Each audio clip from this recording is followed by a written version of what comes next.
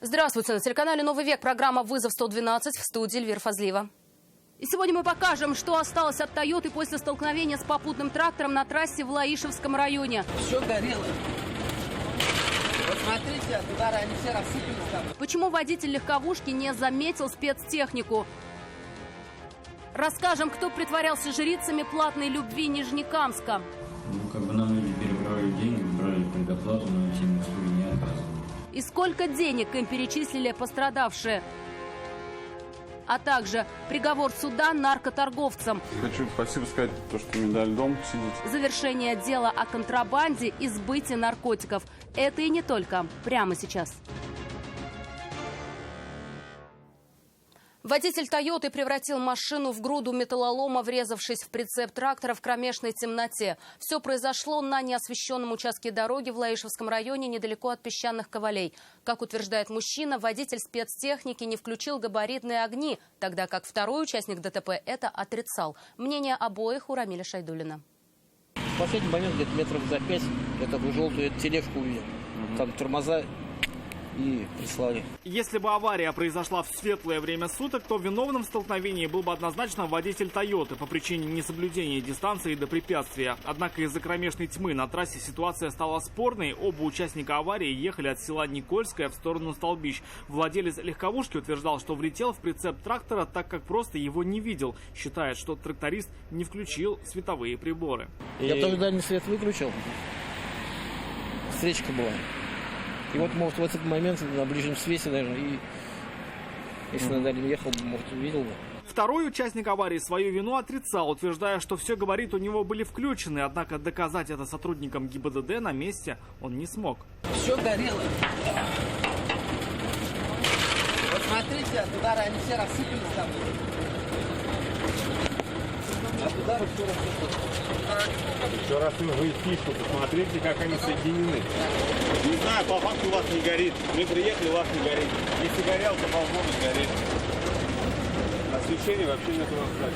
Затем тракторист попросил обратить внимание автоинспекторов на отсутствие женщины, которая на момент аварии находилась в салоне легковушки. Мужчина намекал, что за рулем могла быть она, тогда как владелец «Тойоты» эту версию отрицал. Завязался спор. И сейчас говорите, женщина была за рулем. Кто был за рулем? Из руля выходил кто? Они оба здесь стояли уже. Ну так стояли, а вы с чего взяли, тогда женщина была за рулем? Я не пойму.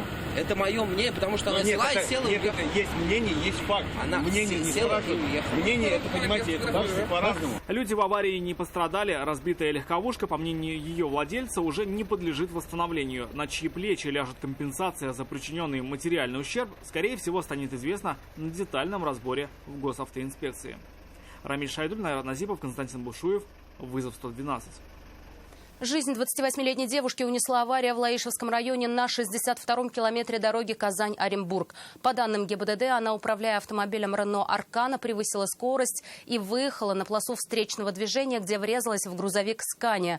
От полученных травм пострадавшая скончалась на месте происшествия. Основной инстинкт других в качестве источника дохода для себя решили использовать трое молодых людей, приехавших в Казань из Астраханской области и Сызрани. Желающих приятно провести время в женской компании они искали дистанционно в Нижнекамске. Общались с клиентами под видом девушек, деньги получали на банковскую карту. После чего ранее готовые на все жрицы платной любви становились вдруг недоступны. Нам люди перебрали деньги, брали предоплату, но эти услуги не оказывали.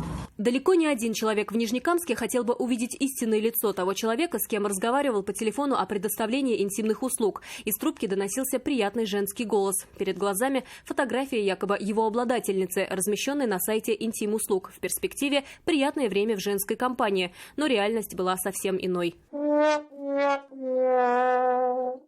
Стоит отметить, что с потерпевшими разговаривал один из задержанных, умеющий менять голос на женский. Клиенты об этом не знали. Они находили номер телефона на сайте, где размещены фотографии доступных на определенное время за определенную сумму девушек. Созванивались, договаривались о цене и перечисляли на карту предоплату, как того просила их будущая временная спутница. Наверняка многие до сих пор и не знают, что девушек в той компании, куда они звонили, вообще не было. Вы, получается, им диктовали, куда переводить деньги?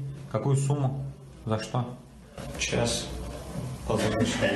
После перечисления денег девушка из всегда готовой навстречу превращалась в недоступную в прямом смысле слова. Телефон был выключен, анкета с сайта пропадала. Так продолжалось с конца августа до начала октября. Точку в этом поставил 18-летний молодой человек. О том, что ему сильно захотелось женского общества и как, не получив желаемого, остался без денег, он потом рассказал в полиции. В ходе опроса заявитель пояснил, что на одном из интернет-сайтов он нашел объявление о предоставлении интимных услуг. Связавшись со жрицей любви, молодой человек перечислил ей 4000 рублей в качестве предоплаты. Однако дальнейшего общения не последовало. Телефон аферистов стал недоступен. Расследуя это дело, полицейские вышли на 3 молодых людей. Им от 18 до 26 лет. 2 жители Астраханской области, 1 из Сызрани. Они приехали в Казань и из столицы Татарстана обманывали жителей Нижнекамска. Мы взяли на человека банковскую карту, заплатили ему 1000 рублей,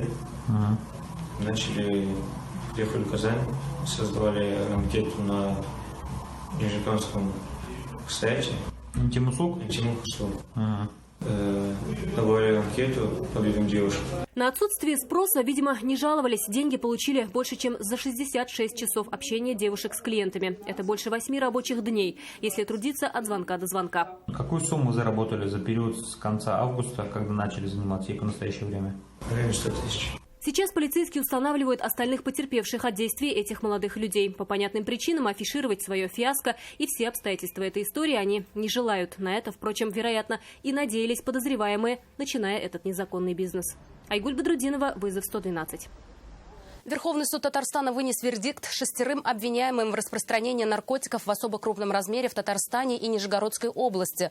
Доставляли их по почте из-за рубежа. Айрат Назипов с деталями дела. Приговор именем Российской Федерации. Полгода судебных разбирательств и 2 дня оглашения приговора. На скамье подсудимых 6 человек, 5 мужчин и 1 девушка. Все обвиняются в контрабанде и сбыте наркотиков. Из этой 6 только Рамис Гараев время следствия провел под домашним арестом. У него 5 малолетних детей. В скором времени ждут 6-го. Хочу спасибо сказать, что медаль дом сидеть это время. Все содеянным раскаиваюсь. За это время все осознал. Рассказал, что участие в сбытии наркотиков не принимал. Виновен только в том, что согласился забрать с почты посылку. О реальном содержимом, уверяет, не знал. Поэтому вину признал частично. Сбытие не признаю. 10/10. Не признаю свою вину, потому что этого не было. Я даже не знаю, какую посылку по доверенности получил. Там документы должны были быть. Но там не было документов. Вот все. А по деньгам что обещали? 8 тысяч. При этом у Рамиса Гараева 2 непогашенные судимости за сбыт и хранение наркотиков. Обвинение считает его оптовым закладчиком и просил 14 лет в колонии особого режима. Сам он просил помягче. Прошу режим помягче, не особый давать. Потому что у нас в Татарстане нет особого режима. Чтобы мочь видеть со своими детьми, с супругой, с мамой. Единственная девушка из подсудимых, Елена Трофимова, в последнем слове уверяла, что также виновата только в том, что забрала с почты посылку по просьбе сожителя Бахтияра Рахматуллаева. Обвинение в сбытии наркотиков в особо крупном размере в составе преступной группы отрицает. Да, я по просьбе Бахтияра согласилась забрать посылку, только забрать и передать ее Бахтияру. Прошу вас назначить мне наказание лишь за то, что я действительно совершила. Бахтияр Рахматуллаев, по версии следствия, непосредственно раскладывал наркотики по тайникам, делал фотографии, скидывал координаты работодателям в мессенджерах, и за что получал деньги на интернет-кошельки. И самое главное, мне крайне неудобно для Елена, конкретно за меня она оказалась здесь. Пользуясь случаем, искренне извиняюсь перед теми, кому я тоже за свои деяния я держу ответ и готов понести наказание, которое мне назначит суд. Александр Бакулин, как установили следователя, забирал оптовые закладки в Нижегородской области и прятал уже разовые дозы наркотиков. Все, что я совершил, я признал. За чужое, за то, что не совершал, сидеть не хочу. Совершенным мной я полностью раскаиваюсь. 5 из 6 подсудимых вину признали частично. Участия в преступном сообществе, говорят, не было. Полностью все отрицал только Никита Гудожников. Именно его обвинение считает организатором этой группы. И под его предводительством наркотики заказывали за рубежом. И уже в Татарстане и Нижегородской области расфасовывали на разовые дозы. И продавали через интернет-магазины. Ваша честь, я свою также не признаю.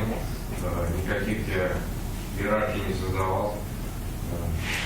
Прошу меня оправдать по всем статьям, которые мне обвиняют. В общей сложности обвинение запрашивало 95 лет лишения свободы для всех. Суд решил, что хватит 72. Никиту Гудожникова приговорили к 18 годам лишения свободы в колонии особого режима. Рамис Гараев проведет в тех же условиях 12 лет. Его взяли под стражу в зале суда. 13 лет строгого режима суд назначил Александру Бакулину, по 9,5 Александру Быстрёнину и Бахтияру Рахматуллаеву. Елена Трофимова выйдет из колонии общего режима через 10 лет. Обвинение в организации и участии в преступном сообществе сняли со всех. Айрат Назипов, Наиля Абдулин и Константин Бушуев. Вызов 112. Это все, о чем успели вам рассказать. В студии была Эльвира Фазлиева. До встречи и не бросайте вызов судьбе. Вдруг она его примет.